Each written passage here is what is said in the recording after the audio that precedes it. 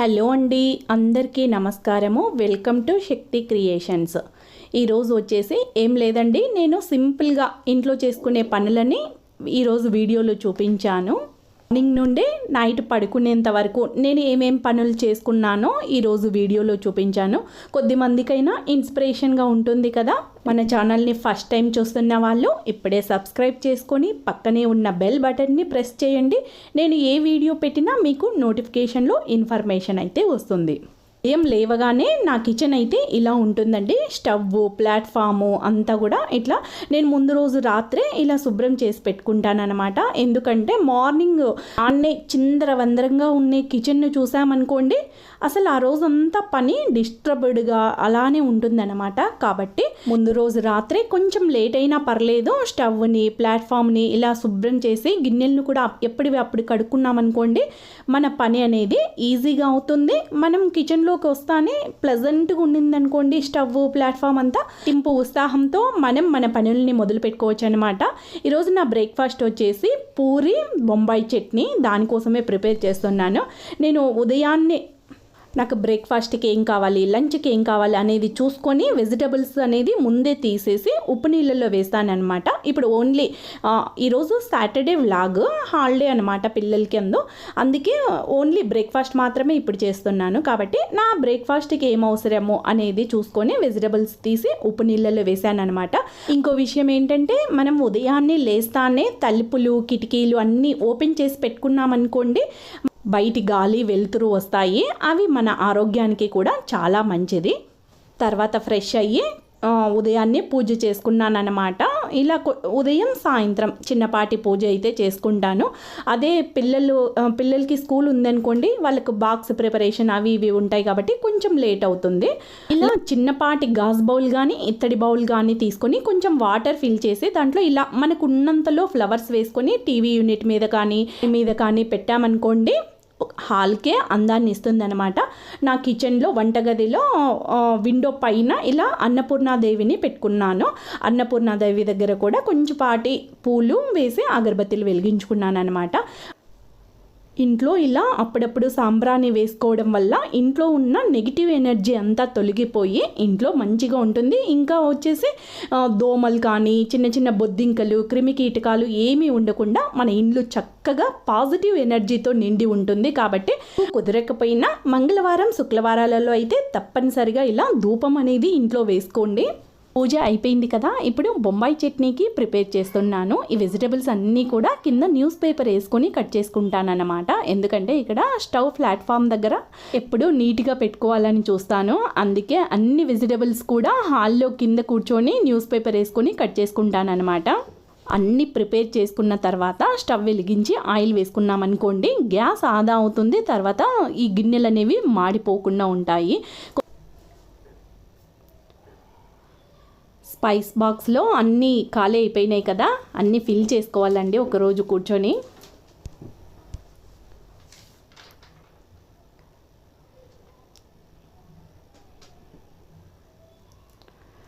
మనం ఏ వస్తువులు తీసుకున్నా వంట చేసేటప్పుడు ఒక్కసారి స్వైప్ చేసి అలా యాజ్ ఇట్ ఈజ్ ఎక్కడివి తీసుకునేటివి అక్కడ పెట్టేసామనుకోండి, మన కిచెన్ అనేది మెస్సీగా లేకుండా చాలా నీట్గా ఉంటుందన్నమాట. తీసుకునే డబ్బాలన్నీ స్టవ్ దగ్గర, పక్కన ప్లాట్ఫామ్ మీద అలానే వేసుకున్నామనుకోండి, మనకు వంట కూడా చేయాలనిపించదన్నమాట. ఎప్పటి గిన్నెలు అప్పుడు తీసేసి యాజ్ ఇట్ ఈజ్ ఒరిజినల్ ప్లేస్లో పెట్టేసినామనుకోండి, మనకు చూసేదానికి కూడా చక్కగా ఉంటుంది. వెజిటబుల్స్ అన్నీ వేసేసి శనగపిండి వాటర్ వేసినాను కదా, అన్నీ మిక్స్ చేసిన తర్వాత ఒక 10 to 15 minutes అంతే చాలు, చట్నీ రెడీ అయిపోతుంది. లాస్ట్లో కొంచెం కొత్తిమీరని సన్నగా కట్ చేసేసి వేసినాను. వాటర్ అనేది మీ కన్సిస్టెన్సీని బట్టి ఎంత వాటర్ కావాలో అంత వేసుకోవచ్చు అనమాట. చట్నీ కొంచెం లూజ్గా కావాలనుకుంటే వాటర్ ఎక్కువ వేసుకోవచ్చు. 10 to 15 minutesలో చట్నీ రెడీ అయిపోతుంది అనమాట. ప్యారలల్గా ఆయిల్ వేసి పెట్టాను. ఆయిల్ సిమ్లో పెట్టేసి ఇప్పుడు పూరీలు అనేవి రుద్దుకుంటున్నాను. పిండి ఎక్కువగా ఆశీర్వాద్దే వాడతానండి పూరికి కూడా. కాకపోతే అప్పుడప్పుడు పిల్లలు అడిగినప్పుడు తెల్లపిండితో చేస్తానన్నమాట. పిండి కలుపుకునేటప్పుడే కొంచెంగా బొంబాయి రవ్వని యాడ్ చేసామనుకోండి, పూరి అనేది సాఫ్ట్గా బాగా పొంగి వస్తుంది. చూస్తున్నారు కదా, పూరి చాలా బాగా పొంగింది కదా. క్యాస్ట్ ఐరన్ కడాయిలలో ఏవైనా డీప్ ఫ్రైస్ కానీ ఏదైనా ఫ్రైస్ కానీ చేసుకున్నామనుకోండి ఆ టేస్టే వేరుగా ఉంటుంది. ఇది వచ్చేసి క్యాస్ట్ ఐరన్ కడాయి నేను ఆన్లైన్లో కొన్నాను. కంపెనీ వచ్చేసి వండర్ చెఫ్ అనమాట. ప్రైస్ వచ్చేసి 1200 ప్లస్ అలా పడింది అనుకుంటాను. క్యాస్ట్ ఐరన్లో వంటలు వండుకొని తినడం వల్ల పదార్థాలు అనేది టేస్ట్ని ఇస్తాయి. తర్వాత వచ్చేసి మన బాడీకి కొంచెంగా ఐరన్ కూడా యాడ్ అవుతుంది. ఇంట్లో ఉన్నారు కదా పూరీలు, ఎప్పటికప్పుడు వేడివేడివి ఒక్కొక్కరికి ప్లేట్లో పెట్టించేసి ఇస్తున్నాను అనమాట. కానీ వేడిగా తిన్నప్పుడే కదా దాని ఒరిజినల్ టేస్ట్ అనేది తెలుస్తుంది. ఇది అన్నమాట మా బ్రేక్ఫాస్ట్ సంగతి. అందరం బ్రేక్ఫాస్ట్ తినడం అయితే అయిపోయిందండి. యాజ్ యూజువల్ కదా బ్రేక్ఫాస్ట్ అయిపోయిన తర్వాత టీ పెట్టేశాను. టీలో కొంచెంగా అల్లం దంచి వేసుకున్నామనుకోండి మన డైజెషన్కి మంచిది. తర్వాత వచ్చేసి టీ కూడా టేస్ట్ బాగుంటుంది.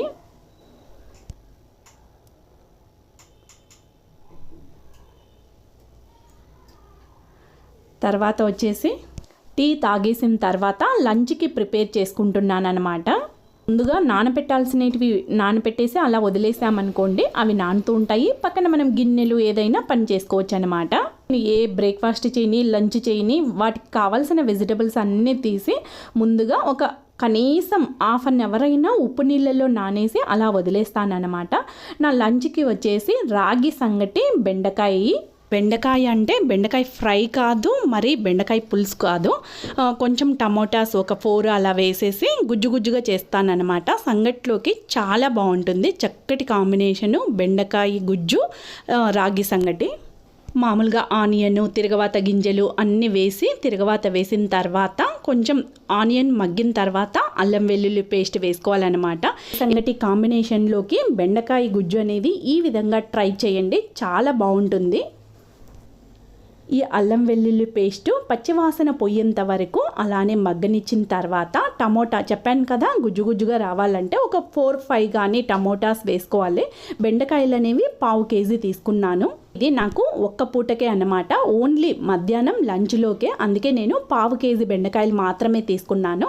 ఇప్పుడు టమోటా వేసిన తర్వాత మామూలుగానే ఉప్పు పసుపు వేసుకోవాలి. వీలైనంత ఎక్కువగా నేను కల్లులుప్పును వాడనీకే ప్రిఫర్ చేస్తానన్నమాట.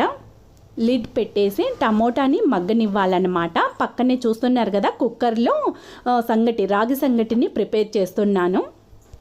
ఇవి వచ్చేసి జీరా పౌడరు, ఇది వచ్చేసి చెక్క లవంగాల పొడి. ఇవన్నీ కూడా అల్లం వెల్లుల్లి పేస్టు, కొబ్బరి పౌడర్ అవన్నీ కూడా నా దగ్గర రెడీగా ఉంటాయన్నమాట. ఎందుకంటే ఇవి మనం ఏ డిష్ చేసినా ఈజీగా చేసేసుకోవచ్చు. ఇవి కూడా వేస్తున్నాను. జీరా పౌడరు, చెక్క లవంగాల పౌడరు. కొంచెం కలిగి తిప్పిన తర్వాత ఇప్పుడు బెండకాయ వేస్తానన్నమాట. బెండకాయ వేసిన తర్వాత బాగా మిక్స్ చేసి కొద్దిసేపు మగ్గనివ్వాలి. మగ్గిన తర్వాత ఇప్పుడు కొంచెంగా మన కన్సిస్టెన్సీకి సరిపోయేటట్లు వాటర్ పోసి మూత పెట్టేసి బెండకాయ మగ్గేంత వరకు అంటే బెండకాయ ఉడికేంత వరకు కొద్దిసేపు ఉడకనివ్వాలి. 10 నుంచి 15 నిమిషాలు అయితే బెండకాయ ఉడికిపోతుంది. పిండి కొంచెంగానే ఉంటే ఇప్పుడు మిక్సీకి పడదామని అలా రాగులు చాట్లో పోసుకున్నాను. మామూలుగా అయితే పిండి మిషన్ దగ్గరికి వెళ్ళేటప్పుడు రాగులు కూడా పట్టించుకుంటాను. ఇంట్లో ప్రస్తుతానికి అయితే రాగి పిండి లేదు కాబట్టి రాగి పిండిని ఇంట్లోనే మిక్సీలో కొట్టుకుంటున్నాను. ఒక 10 నిమిషాలు దాటిన తర్వాత బెండకాయని ఒక్కసారి అలా నోట్లో పెట్టుకొని టేస్ట్ చేసి పచ్చివాసన రాకుంటే ఇప్పుడు కొంచెంగా కొబ్బరి పొడి, కారం పొడి, ధనియాల పౌడర్ను వేసి బాగా మిక్స్ చేసి మళ్ళీ మూత పెట్టేసి ఒక 5 మినిట్స్ పెట్టేస్తే సరిపోతుంది. అది కూడా సిమ్లో పెట్టాలి, ఎందుకంటే మనం వాటర్ ఎక్కువ వేయట్లేదు కదా.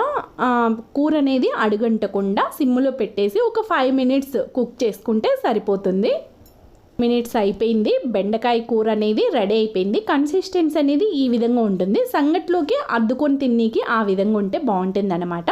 సంగటి కూడా అయిపోయిందండి. ఇప్పుడు రాగి పిండి పోసి కర్రతో ఈ విధంగా సంగటిని గెలుక్కోవాలన్నమాట. సంగటికి ఎసురు అది చూపించలేదు కదా, నేను ఇప్పుడు రాగి పిండి పోసాను కదా చిన్న గ్లాస్తో, ఆ గ్లాస్తో 3 గ్లాసెస్ రైస్ తీసుకున్నాను. ఒక గ్లాస్ రైస్కు అదే గ్లాస్తో 4.5 గ్లాస్ వాటర్ ఎసరైతే సరిపోతుంది. సంగటి అనేది మెత్తగా బాగా కుక్ అవుతుంది. విజిల్స్ వచ్చేసి ఒక 4 to 5 విజిల్స్ రానిస్తే సరిపోతుంది. రాగి సంగటి గట్టిగా అట్లుంటే బాగుండదండి టేస్ట్. మెత్తగా లూజ్గా ఉంటేనే టేస్ట్ బాగుంటుంది అనమాట. కొంచెం సెంటర్ చేసుకొని నెయ్యి వేసుకొని తింటే చాలా బాగుంటుంది. ఈ విధంగా నా లంచ్ అయితే అయిపోయింది. లంచ్ తర్వాత గిన్నెలు అవి క్లీన్ చేసుకొని బట్టలు ఉంటాయి కదా, బట్టలను కూడా ఫోల్డ్ చేసి పెట్టేసుకున్నాను. ఇప్పుడైతే ఈ వ్లాగ్ నేను షూట్ చేసే రోజు సాటర్డే అండి. సాటర్డే మా కాలనీలో కూరగాయల మార్కెట్ జరుగుతుంది, అక్కడికి వెళ్ళాను అనమాట. మోస్ట్ వీక్ సరిపోయేటట్లు కూరగాయలన్నీ తెచ్చుకొని అదే రోజు నీట్గా అన్నీ తీసేసి ఆకుకూరలు వలుచుకోవడము, వెజిటబుల్స్ అన్నీ కవర్ల నుంచి బాక్సులలోకి ట్రాన్స్ఫర్ చేసుకొని అన్నీ నీట్గా సర్ది ఫ్రిడ్జ్లో పెట్టేశాను. ఇదేంటి అని చూస్తున్నారా, నైట్ డిన్నర్కి అండి చపాతీ పన్నీర్ కర్రీ చేశాను. అదే పన్నీర్ కర్రీని చూపిస్తున్నాను. నేనైతే షూట్ చేయలేదండి, ఎందుకంటే ఈరోజే కూరగాయలు మార్కెట్కి వెళ్ళడము, ఫ్రిడ్జ్ సర్దడం అన్ని పనులు ఈరోజే కదా, అందుకే రెసిపీ షూట్ చేయడం నాకైతే టైం సరిపోలేదు. నేనేం చూపిస్తున్నానంటే డైరెక్ట్గా వంట చేసేటప్పుడు గరిటెలు స్టవ్ మీద కానీ కలి తిప్పేసి కూరలు స్టవ్ మీద కానీ గ్యాస్ ప్లాట్ఫామ్ మీద కానీ అలా పెడుతుంటారు కదా, అలా పెట్టకుండా ఇట్లా ఒక ప్లేట్ మెయింటైన్ చేసుకొని ఆ ప్లేట్ మీద పెట్టామనుకోండి మనకు స్టవ్ ప్లాట్ఫాము అన్నీ కూడా నీట్గా ఉంటాయి. ఒకటి క్లీన్ చేసుకుంటే సరిపోతుంది కదా. పన్నీర్ కర్రీ అయితే చేయడం అయిపోయింది. నేను చపాతీలు హాల్లో కూర్చొని ఈ విధంగా న్యూస్ పేపర్ వేసుకొని అన్ని పిండి మీద రుద్దుకున్న తర్వాత ఒకేసారి పెనం పెట్టేసి కాల్చేస్తానన్నమాట. ఒక్కొక్కటి ప్యారలల్గా రుద్దుకుంటా కాల్చను, ఎందుకంటే పిండి మీద రుద్దేటప్పుడు చపాతీ ఎక్కువసేపు పడుతుంది కదా, పెనం గ్యాస్ వేస్ట్ అవుతుంది, పెనం ఎక్కువ హీట్ ఎక్కుతుంది కదా, అందుకే ఈ విధంగా అన్నీ కూర్చొని మనకు కాళ్ళ నొప్పులు కూడా ఉండవు కదా ఈ విధంగా చేసుకుంటే. ప్రతిరోజు కూడా రాత్రికి మా ఇంట్లో డిన్నర్కి అయితే చపాతే కాబట్టి ఇంకా ఒక్కరోజు కాదు కదా, ప్రతిరోజు చపాతీ చేయాల్సిందే. ఈ విధంగా అలవాటు చేసుకున్నాను అనమాట.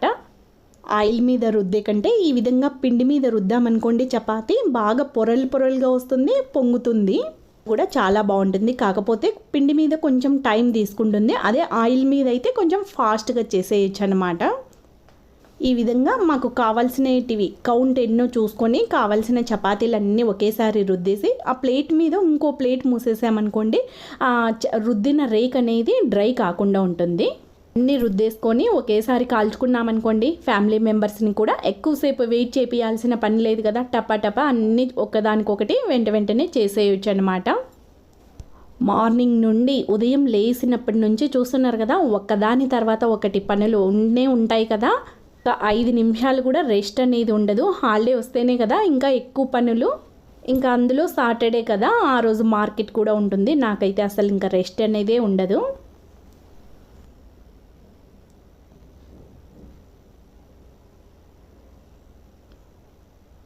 ఇది అన్నమాట నా డిన్నరు, అది paneer curry. Morning breakfast, lunch, తర్వాత డిన్నర్ మూడింటిని చూపించాను కదా. మీకు ఏ రెసిపీ నచ్చిందో నాకు కామెంట్ సెక్షన్లో చెప్పండి. మన ఛానల్ని ఫస్ట్ టైం చూస్తున్న వాళ్ళైతే ఇప్పుడే సబ్స్క్రైబ్ చేసుకొని పక్కనే ఉన్న బెల్ బటన్ని కూడా ప్రెస్ చేయండి. నేను ఏ వీడియో పెట్టినా మీకు నోటిఫికేషన్లో ఇన్ఫర్మేషన్ అయితే వచ్చేస్తుంది. ఇంకా లైక్ ఇవ్వకుండా అలానే చూస్తున్నారా, రీసెంట్ వ్లాగ్ కదా, ఇప్పుడే ఒక్క లైక్ ఇచ్చేయండి. Thank you. మరుసటి రోజుకి నా వంటగది ఈ విధంగా ప్రిపేర్ అయి ఉంటుంది అన్నమాట. వీడియోలో కలుద్దాం, అంతవరకు బాయ్.